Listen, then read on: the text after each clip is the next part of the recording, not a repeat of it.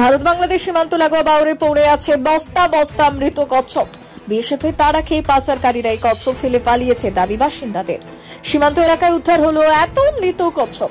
এদিন সকালে এমন দৃশ্য দেখতে রীতিমতো চাঞ্চল্য ছড়িয়ে পড়ে বাগদা সীমান্ত এলাকার মালিদহ গ্রামে। গ্রামের মানুষজন বিষয়টি নজরে আসার পরই কেন এত মৃত কচ্ছপ এই জায়গায় পড়ে রয়েছে তা নিয়ে কিছুটা হলেও আতঙ্কে। সাধারণত সীমান্ত এলাকা হওয়ায় এবং শীতের মৌসুমে এই ধরনের অবৈধ কচ্ছপের চোরা চালান হয়ে থাকে। তবে উদ্ধার হওয়া কচ্ছপগুলি মৃত অবস্থায় মেলায় উঠছে প্রশ্ন, তবে কি সীমান্ত এলাকা দিয়ে মৃত কচ্ছপগুলির মধ্যে দিয়ে পাচার হচ্ছিল অন্য কিছু? বিএসএফের কড়া নজরদারিতে অনেকাংশেই আটকানো গিয়েছে চোরা চালান। তাই পাচারকারীরা এমন পথ অবলম্বন করে কি সোনা, মাদকদ্রব্য সহ অবৈধ জিনিস পাচার করছিল? এমন নানা প্রশ্নই তোলা হলো এলাকাবাসীদের তরফে।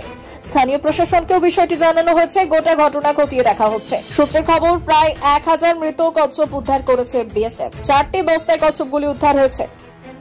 দুপুরবেলা আমি খেতে বসছিলাম, সেই কারণে আমার ছোট ভাই গিয়ে বলে আমি এই জায়গাটায় কচ্ছপ মরে যাচ্ছে।